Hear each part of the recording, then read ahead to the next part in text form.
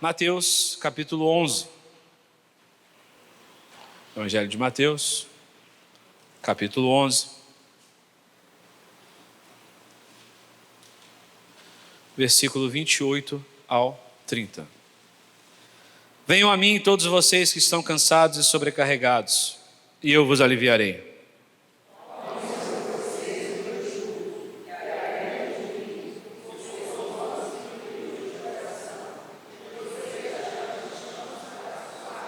Juntos, porque o meu jugo é suave e o meu fardo é leve. Mais uma vez, porque o meu jugo é suave e o meu fardo é leve. Aleluia. Curva a sua cabeça, feche seus olhos.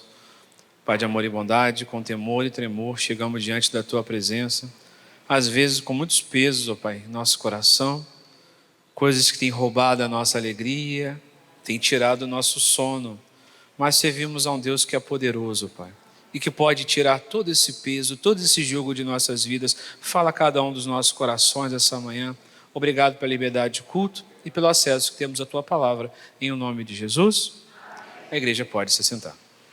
Eu não preciso ir muito longe para perceber que muitos aqui em nosso meio estão cansados. Estamos cansados de sermos desprezados. Estamos cansados de sermos esquecidos. Estamos cansados de sermos afrontados, sermos desrespeitados.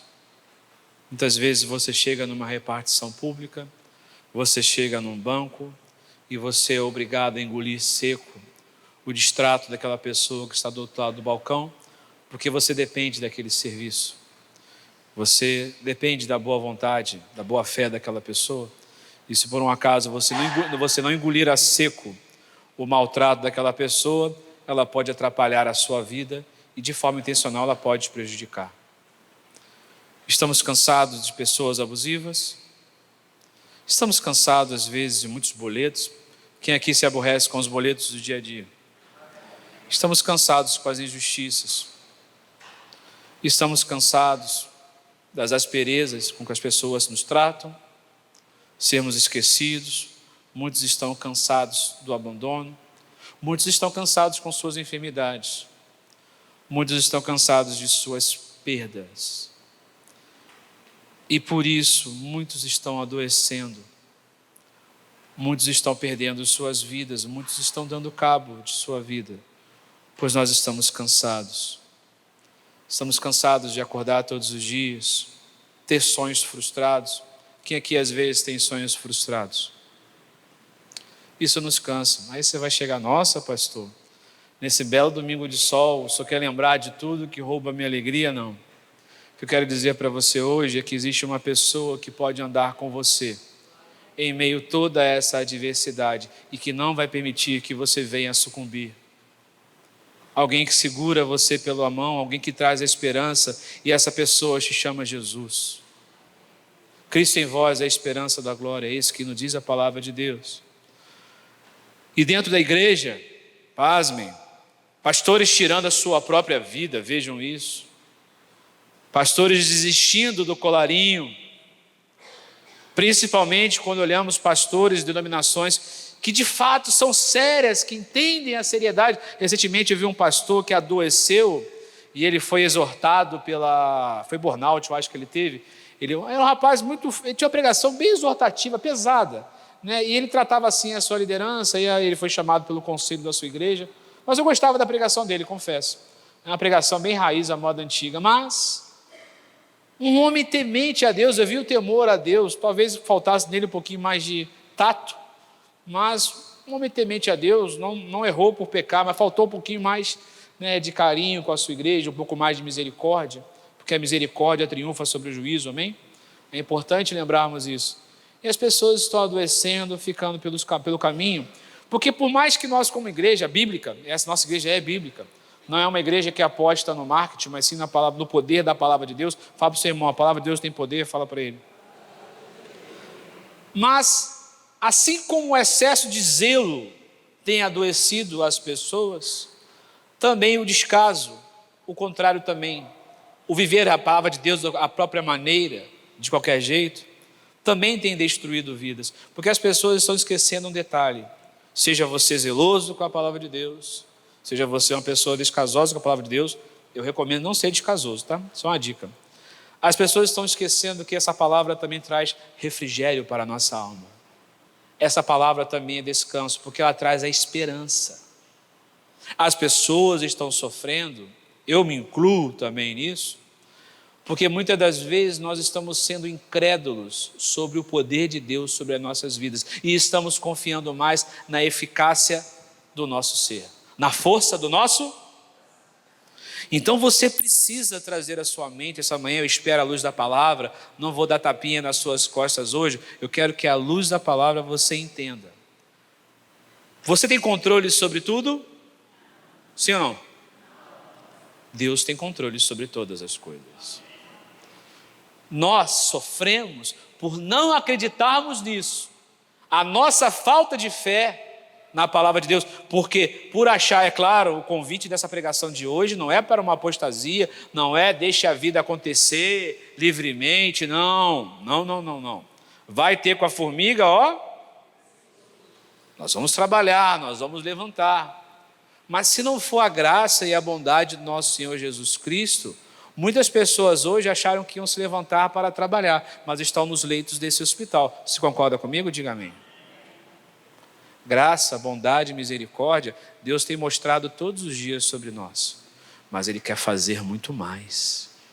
Ele quer fazer coisas extraordinárias. Mas se nós tivermos entendimento que o domínio da nossa vida não está na sua conta bancária, não está no seu trabalho, não está na força do seu braço, está no poder do nosso Deus. Deus está no controle de todas as coisas. Saia daqui essa manhã com essa convicção. E eu trouxe a seguinte frase para nós. Leia comigo. Mais uma vez, Deus é soberano e tem controle sobre tudo. Quando nós estudamos o livro de Hebreus, acho que foi semana passada, está no YouTube da igreja, no canal da igreja, eu lembrei uma coisa muito importante, que a vinda do nosso Senhor Jesus Cristo trouxe uma seriedade muito grande. Porque quando Jesus veio, Jesus deixou claro como funcionava o reino de Deus. Até a vinda de Jesus Cristo, a lei, né? Nós lemos aquele trecho onde mostrava que o espetáculo que era, quando Moisés subia ao monte, o terror que era, porque o próprio povo já não queria. O povo disse, vai você, Moisés, resolve tudo o que tem para resolver lá e só passa o recado que nós obedeceremos. De tão pavoroso que era estar diante da presença de Deus. Mas agora, Jesus chega e deixa as coisas muito mais claras. E Ele adverte que agora, nós não podemos mais nos considerarmos ignorantes sobre a palavra de Deus. Então a graça, ela trouxe muito mais seriedade do que a lei. A graça, como eu falei semana passada, não foi um poço de liberdade para você viver a sua vida da sua maneira, não. Agora é muito mais sério. Agora as coisas estão muito mais sérias. Então Jesus chega e fala, olha, se vocês viverem a vida de vocês à sua maneira, vocês serão destruídos. Então ele chega com um refrigério, e o versículo 28, a primeira parte A, diz o seguinte, venham a mim todos vocês que estão cansados e sobrecarregados. Quem está cansado, diga amém. Quem está sobrecarregado, diga amém. Este é um convite universal de um Deus que não faz acepção de pessoas, ricos e pobres, homens e mulheres, crianças, jovens e idosos. Deus não faz acepção de pessoas, porque o amor de Deus é incondicional. Você tem que encontrar na igreja, não um local de regras, não. É claro, o temor ao Senhor é o princípio da sabedoria, fato. Mas eu tenho que encontrar na presença de Deus descanso e refrigério, se eu confio que o meu Redentor vive, que luta as minhas guerras. Ele faz um convite para você essa manhã, ou qualquer outra pessoa que mais tarde vier assistir essa pregação. Deus não está esperando você melhorar para Ele te aliviar. Ele quer te aliviar para você melhorar. As pessoas estão pensando, eu acho muito estranho isso. Tem pessoas que vivem uma fé capenga, cheia de problemas, cheia de pecado, achando que um dia ela vai conseguir abandonar isso. Não, Você só vai abandonar esse pecado, isso que te aflige, o dia que você colocar a sua vida nas mãos do Senhor. Não espere, não. Quem aperfeiçoa é Deus. Deus não está esperando pessoas capacitadas, Ele está esperando um coração quebrantado, disposto a viver essa palavra. Mas aí vem a pergunta: quem trará o alívio? Pergunta ao seu irmão: quem vai trazer o alívio? A igreja? A pregação do pastor? O irmão de oração forte? O seu vínculo com essa denominação? Não. O alívio começa quando nós começamos a ter um relacionamento pessoal com Ele. Eu estou sendo cansativo nos últimos meses, mas como intimidade com Deus tem sido o centro das nossas pregações. Ele faz um convite para que nós andemos com Ele. Vamos lembrar algumas verdades. Olha que interessante. Ele é. Ele é. Ele é. Ele é. Ele é. Ele é. Ele é. Ele é quem? Ele é quem te leva para o céu. O grande problema nosso como cristão é essa rotina de culto. E nos esquecermos do básico, que a nossa relação com Jesus Cristo, nosso mediador, era exatamente para que diferente do que uma vez por ano tinha que ir lá o profeta, né, levar o sacrifício, Moisés tinha que chegar à presença do Senhor, né, como era temível para ele, era difícil. Agora não. Agora o Espírito Santo de Deus está assim, juntinho com você. Você precisa de Jesus, você precisa se relacionar com Jesus. É através do Espírito Santo que eu tenho acesso ao mediador Jesus Cristo. Mas nós vivemos um tempo tenebroso, onde as pessoas não veem sentido em suas vidas. Você tem observado isso? Um jovem, um youtuber famoso, rico toda a vida, cheio de dinheiro, quase se matando por 2 vezes, quando não outros se matando, drogas. Qual é o problema dessas pessoas? E esse youtuber, inclusive, um dia foi cristão, um dia esteve nos caminhos do Senhor, mas as pessoas estão achando que vão preencher a sua vida com coisas materiais, com sexo, com drogas, com carros portados. Não, no dia que o fio de prata se partir, nada disso vai com você. No seu último dia, sabe o que você vai levar? Essa palavra no seu coração. Se ela tivesse sido vivida: vinde benditos do meu Pai, para o lugar preparado para você. Agora, se essa palavra não for vivida, me perdoa, que Deus tenha misericórdia, porque o fim não será nada proveitoso. Fala para o seu irmão: o fim não será nada proveitoso. E eu vou abrir um parênteses nessa pregação, porque como seu pastor eu tenho um carinho, cuidado muito grande com os nossos jovens e adolescentes. Inclusive, coloque essa mensagem depois no grupo dos jovens. Nesse minuto, eu vou marcar esse instante da pregação. Eu quero dedicar uma palavra com muito amor e carinho aos jovens da igreja. Quero abrir um parênteses nesse momento. Jovem da igreja, quando você conversa durante o louvor da igreja, quando você brinca com seu coleguinha durante o louvor da igreja, fica de lábios fechados durante o louvor, saem para passear durante o louvor, apesar que eu tenho censurado bastante isso, e reclamam de ficar em pé durante 30 minutos do louvor, apesar de que eu vi muitos de vocês mais de 2 horas no sol, nos desfiles cívicos no mês de setembro. Dentro do coração do seu pastor você está colocando uma agulha. Toda vez que você faz isso, puf. Porque sabe o que você está dizendo para o seu pastor? Que você não se importa com a presença de Deus. Depois eu vou fazer uma ligação com a igreja também. Vocês sabem que idade, igual os adolescentes da igreja, que idade Davi tinha quando ele começou a trabalhar com o pai dele e matou um leão e um urso? Quem sabe, jovens? Entre 12 e 15 anos, é quando um rapaz começa a trabalhar com o pai, naquela época. Sabe qual é a estimativa de idade quando ele matou o gigante Golias? 17 anos de idade, é o que você acredita a idade que ele tivesse. Vocês já tiveram que matar um gigante? Um leão ou um urso? Mas sabe como ele fez essas proezas? Porque a vida de Davi estava aos pés do Senhor. Sabe como você vai derrotar seus gigantes, jovens?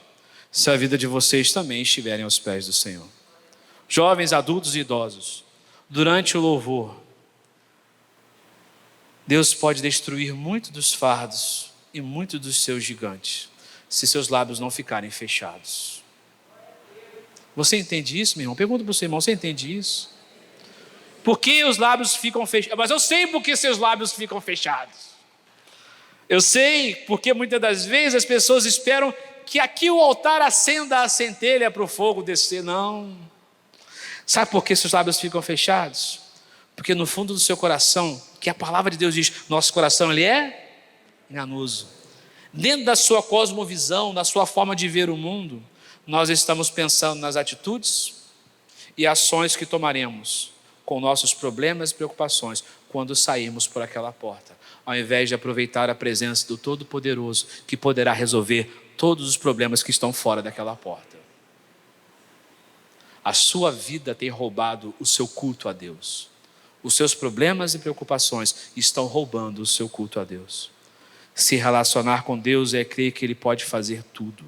Se nós formos até Ele, darmos o lugar de honra que a Ele é devido, o primeiro lugar em nosso coração, ter essas atitudes mostrará que nós queremos um relacionamento sério. Quem quer um relacionamento sério com Deus, diga amém. Mas esse verso 28 tem outras pérolas, tem muito mais que nós podemos apreciar. Veja a parte B, ele diz que eu os aliviarei. Se Ele falou, Ele é poderoso o suficiente para fazer. Você crê nisso? Cristo é alívio, Jesus é alívio. Então por que nós estamos preocupados? Pergunta para o seu irmão, por que você está preocupado? Seja qual for a situação, Deus é alívio. E eu estou pregando para mim, porque às vezes nós estamos sucumbindo de preocupações com a nossa vida, e esquecendo que todos os nossos dias foram escritos e determinados. Lutas e adversidade. Aí, pastor, então quer dizer que agora vai acabar os problemas? Não.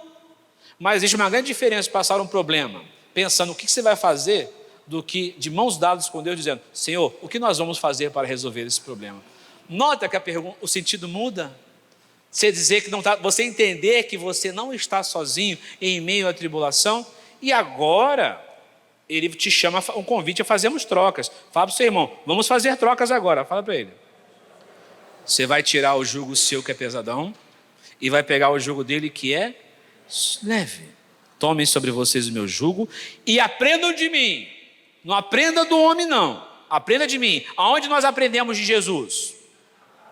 Devo falar isso 20 vezes por semana, né? Louvado seja Deus. Você nunca vai chegar no céu e dizer, pastor, não me disse que era para ler a Bíblia, amém? Você nunca, inclusive, domingo que vem, vai ser a nossa comemoração do ciclo do mês de setembro, do plano nosso de leitura bíblica. De agosto. Perfeito, agosto, ok. Conto com você no próximo domingo. Então, todo relacionamento saudável requer comprometimento. Você gosta de lidar com uma pessoa que não tem palavra? Você gosta da pessoa que te trata de qualquer jeito, você marca uma coisa com ela, você tem um compromisso com aquela pessoa e ela te trata de qualquer jeito. É horrível lidar com esse tipo de pessoa. Então, se você pensa que terá a atenção de Deus vivendo uma vida sem comprometimento, esquece. Você vai ficar carregando o seu jugo pesado pelo resto da sua vida, porque andar com Cristo requer comprometimento. Ele nos chama a sermos servos, não pessoas que assistem um culto. Hoje nós vivemos num tempo de pastores de si mesmo. Vou abrir um dos menores livros da Bíblia, Judas, ele é o 5º. Eu não sei porque eu me interesso por esses detalhes bobos, né? Eu tenho mania de ficar descobrindo cada livro onde é que está. Então, ele é o 5º menor livro da palavra de Deus. E em Judas capítulo 1, versículo 12, diz o seguinte, leia para mim, esses são...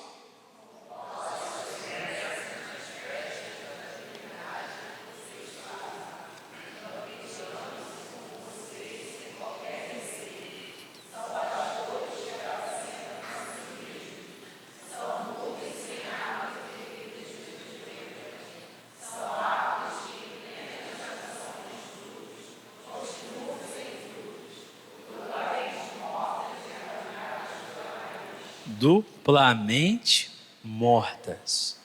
Esse texto tem 2 tipos de aplicações que é feito a pastores que não cuidam de suas ovelhas, mas também de pessoas que não dão ouvidos ao seu pastor. No caso, nosso pastor é Jesus. Fala para o seu irmão, Jesus. Eu não tenho vaidade nenhuma de dizer que eu não sou o centro da sua vida. Não. O centro você tem que estar da vontade de Deus. Amém? O pastor está aqui para te servir e pregar a palavra de Deus. Só isso. Eu sou um instrumento de Deus. Posso morrer amanhã, se Deus quiser me levar, e outra pessoa será levantada. E você continuará seguindo o caminho do Senhor. Amém? Isso é a palavra de Deus. Então, um grande problema é que o homem não está permitindo que Cristo seja o pastor da sua vida. As pessoas criam regras autônomas, Pessoas distorcem o evangelho de Cristo para poder viver a vida à sua maneira. Então, essa mensagem ela é muito bonita, ela é revigorante, mas ela traz um peso consigo, a sua atitude em relação a Deus. É muito bonito ouvir que Deus vai carregar o seu fardo, ok, mas pergunta para o seu irmão, qual é o seu papel nisso? E afinal de contas, que jugo é esse que eu estou tomando para mim? Nós temos que entender. Então, vamos usar uma imagem para explicar. Olha que vaquinha bonitinha. Ó, quem gostou da imagem diz amém. Bonitinho, né? Viva o Google. Preste atenção. No passado, os discípulos, Jesus, todo mundo que pregou naquela época, eles utilizavam questões da cultura daquela época para explicar o que estava sendo pregado. Então, o que é jugo? Vamos entender. Para os mais jovens, né, que não sabem.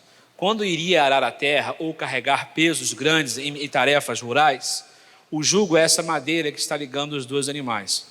Se por um acaso o animal era de menor tamanho, né, às vezes pegava um boi, pegava um burrinho, e porque a pessoa tinha uma necessidade financeira apertada, não tinha recurso, o que acontecia? Ficava desproporcional? Não. Então algum animal sofreria mais entre os dois. Ficaria uma coisa estranha e o fardo seria carregado de uma forma dolorosa. Para os dois iam sofrer, mas alguém sofreria mais. Então, Jesus não está chamando você para te oferecer uma vida boa, mansa. Ele está chamando você para andar com Ele, para andar alinhado com Ele. Por que a Bíblia é muito séria sobre jugo desigual no casamento? Se o seu marido hoje não é cristão, creia que Deus pode converter ele, glória a Deus. Mas antes de começar um relacionamento, eu tenho que vigiar sobre isso. Isso remete um pouquinho, né? Mas você tem que entender. As pessoas estão vindo para a casa do Senhor esperando ser vida. Quanto na verdade o reino de Deus me chama a ser servo. Então eu vou dizer uma coisa para você, não se iluda, você que vai assistir no futuro essa pregação e você que está aqui no presente. A única forma de Deus carregar o seu jugo junto com você é você estando alinhado com Ele. E como eu estou alinhado com Cristo? Seguindo os seus mandamentos, servindo, não assistindo o culto. Enquanto você estiver assistindo o culto apenas, você não está alinhado com Jesus. Você está carregando o seu fardo sozinho. Você está na sua luta sozinho. Porque ele fala, aprendam de mim, porque ele é o melhor educador, porque ele ensina em amor, ele disciplina em amor, tudo que Jesus faz é em amor, porque ele nos ama. Então, onde eu posso aprender? Pela sua palavra, pelo estudo, pela dedicação, pelas coisas do Senhor. Deus é um Deus humilde, dará descanso à medida que nós o conhecermos mais. Quem quer conhecer o Senhor, diga amém. E ele fala, versículo 30, agora ele fala, beleza, você vai andar alinhado comigo? Então eu vou mostrar para você como é o meu jugo, versículo 30. Porque o meu jugo é suave e o meu fardo é leve. O grande equívoco de muitas pessoas no reino de Deus é achar que ser cristão é sinônimo de sofrimento. Não é. Jesus já sofreu por você, amém? Fala para o seu irmão, Jesus já sofreu por você. Mas teremos aflições, concorda comigo? Ele nunca escondeu o jugo. Mas veja como ele é um Deus bom. Dê para mim o versículo 11, Jeremias 29, 11.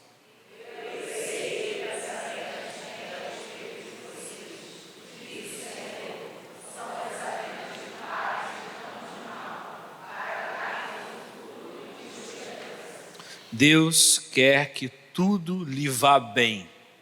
Você tem que, todas as vezes quando você acordar, para de pensar, estou sofrendo o fogo, estou sendo depurado. Não.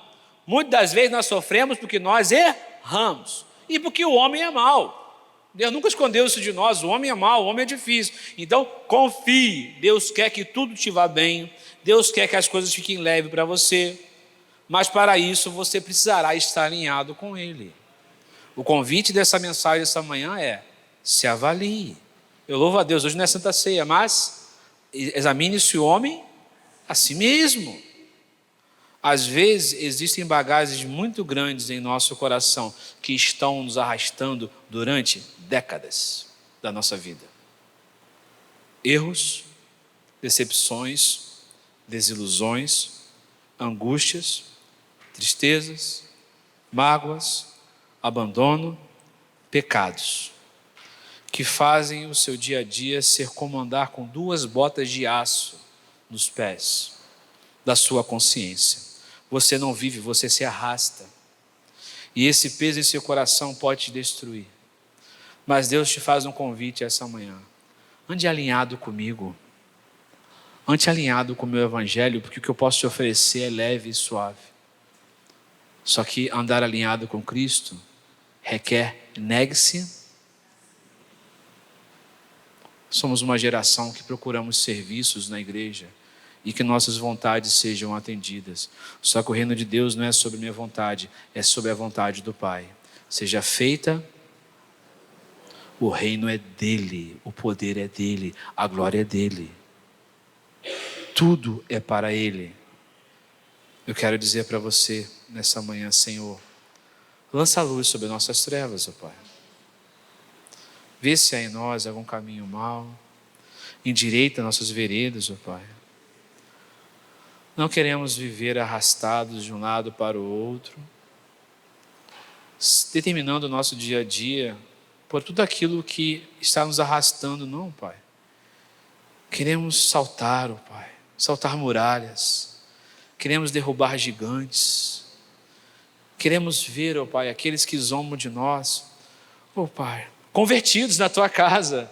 Sim, ó Pai, Tu podes tirar o coração de pedra e colocar um coração de carne, Tu podes salvar aqueles que nos atormentam. Não queremos o mal, não é isso. A vingança pertence ao Senhor, mas salva, ó Pai.